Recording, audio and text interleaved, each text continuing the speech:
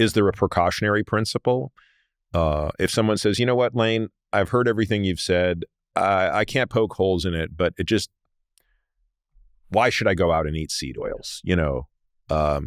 What would you say to that person? I would say, okay, if you don't want to consume seed oils, fine, but find something to displace the saturated fat in your diet with. So leaner cuts of proteins, of meats, lower saturated fat sources of protein. And I guess, while monounsaturated fats don't seem to have the same effect on LDL cholesterol as polyunsaturated fats, they do lower it when exchanged for saturated fats. And they do appear to be cardioprotective to a certain extent. Doesn't appear to be as cardioprotective as polyunsaturated fats.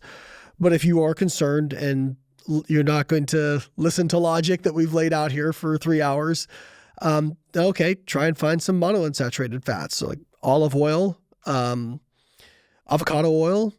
There's other sources of oils that you could use that are still relatively cardioprotective or beneficial.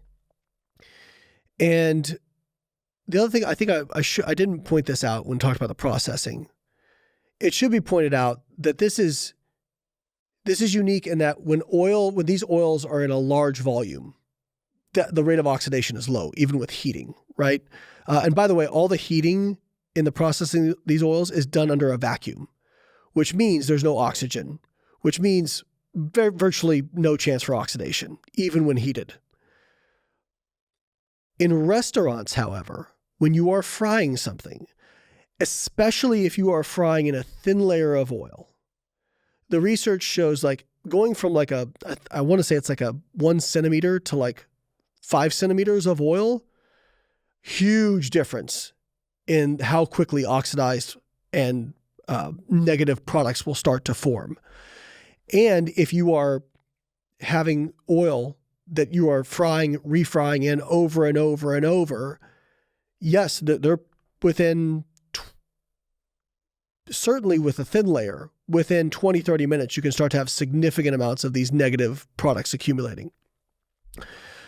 And then if you have it in a vat and it's being heated all day, yeah, you're probably going to have a significant amount of oxidized trans fats. So would we be better off when it comes to heating oil using lard? In other words, if I'm going to have French fries, should I at least have my French fries made in lard as opposed to polyunsaturated fat and seed oil? So here's what I'd say. Both are bad, right? Okay, but yeah. Let's just say, I understand that French fries are hypercaloric, and let's just put that aside. I'm going to have French fries sometimes. Right. So when I do I want McDonald's going back to lard, or do I want them sticking with whatever seed oil they're using?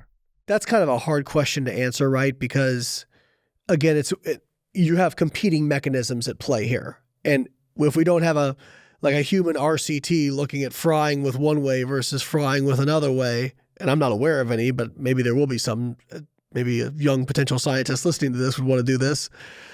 But looking at, okay, what happens with LDL and then the components of LDL. But you're answering this purely through an LDL lens. Right. Yeah. Is there any other reason to care? It just feels to me intuitively that at least when you heat up the saturated fat, you're less likely to introduce more ROS and other things. And by the way, if I can control my LDL through other means pharmacologically, do I really care about my saturated fat consumption? Good question. So we'll touch on that here in a second. So yeah, the saturated fat's less prone to oxidation. Again, when we're looking at balance, what's going to have what's going to negatively affect cardiovascular disease the most? I don't know. What I would say is this really is if you're going to have French fries, just have the French fries. And if you want to have it fried in lard, okay, fine, whatever. You can decide what you want to do. But you're basically saying don't treat my fries in lard as health food. No, and I think that's actually a really important point you bring up. Is you have to understand, people think food companies care about which foods you buy. They just want you to buy. And so the kind of the pivot to, we're going to have tallow or lard or whatever, food companies don't care. It's okay, well, we'll just make those then. That's fine. Oh, you don't like red dye 40? Yeah, we'll take that out, and then we'll market about how healthy our cereal is now, right? we're marketing how healthy our French fries are. And so the danger becomes, not that again, I think this really only becomes a problem if you're like consuming French fries pretty regularly, right? And then we have to ask the question, all right, which is worse out of these two really bad options? But when you're marketing as some kind of victory that, okay, we're using beef tallow or using lard or whatever it is, as opposed to seed oils, if you're not having this sort of communication, people, what they're going to interpret that as is, oh, these are actually healthier now. And so I can eat more of them. And so I think that's one thing I've realized as being so in tune with the public and reading comments on social media over years and years and years, I realize how if I'm not extremely careful with how I word things, how misinterpreted it can get. And so I think as communicators, like in a format like this is great. And when you say like, how do people navigate on social media? That's where it's really tough because it's not this, right? It's 30 seconds. How can I hook somebody in? 5 reasons why seed oils are toxic, right? Like that's going to get a lot of attention. And they're going to list things that there is an element of truth to every single thing that they say, but they are leaving out all of the context that we just put multiple hours into covering, right? And who's going to, I hope this podcast gets listened to by, hundreds of millions of people, but the likelihood is pretty unlikely, right? What's more likely is somebody puts up a TikTok and it goes viral and 10 million people see it. And so I think it's very difficult to communicate this stuff with the public when to them, there are so many mixed messages, right? And Peter, I hear this all the time where people say, I don't trust scientific research because one study says this and one study says that, and they all contradict each other. And what I say to people is I say, did you actually read the study or are you just looking at the social media hot takes? Because my guess is you're probably looking at the hot takes.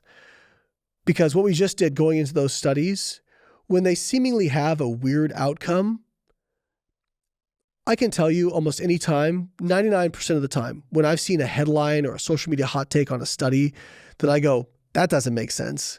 And then I go and read the actual study. 99 times out of 100, I walk out going, oh, okay, I see why they found what they found, right? Either the way the control group was designed or the difference in levels between groups or whatever. My PhD advisor used to say, if I wanted to design a study to show no effect or the study to show an effect, easiest thing in the world.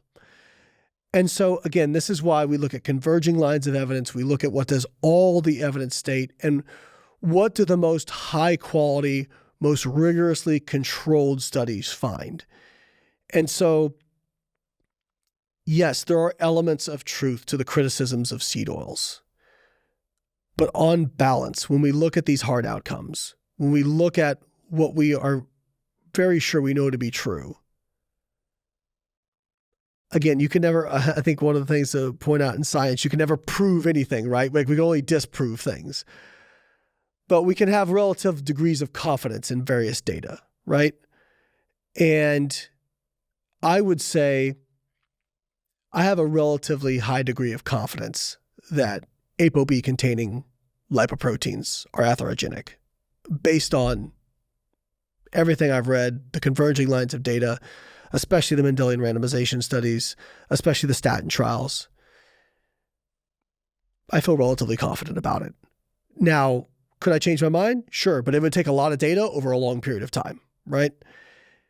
Now, you asked one question that I want to circle back to. Why care about nutrition if you can just control this with statins, right? Or, yeah, no, that was in the context, I think, of why care about the effect on LDL if you can pharmacologically regulate that anyway, and therefore should we be focused on other potential negative health benefits in the case of the frying? That was really my question. Oh, I see what you're saying. So let's take care of the LDL piece, and then now oxidation or aldehydes or whatnot become more important. Yeah. That's I was asking that specifically in the context of the frying oils. That makes sense. Yeah. And cooking. And so, yeah, I don't have a great answer for that because, like, I think one of the other frustrations with the general public is when we point out limitations of studies, you and I know, like, we're not necessarily saying, hey, these researchers are idiots. They did it wrong. They should have done it this way. Every study has limitations. Every single study that's ever been done in the history of mankind. There is no unifying study that explains the entire universe, right? So pointing out limitations is not necessarily saying that a study is bad.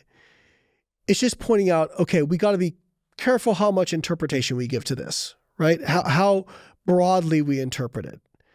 And yes, there are studies that are more well-designed, well-conducted, that have more statistical power, that are that have better measurements, and scientists try to account for that when they look at, okay, how much weight am I going to give to something? But again, at the end of the day, if I have to give a recommendation for people on this stuff, I would say when it comes to seed oils, if you don't want to consume them, okay. I would just say try to limit your saturated fat, eat enough fiber. But outside of that, there's so many bigger levers that you can pull for your health than just worrying about seed oils. I put up a thing a while back. I said, the average calorie consumption in the United States is 3,500 calories per day. And the average physical activity is less than 20 minutes per day. And you're spending all this time worrying about what your fries get fried in, right? Not you specifically, but just people in general, right? It's like we're stepping over $100 bills, picking up pennies, And so again, I'm not saying don't worry about the little stuff, but you got to keep it in context of what really is driving so much disease in the developed countries.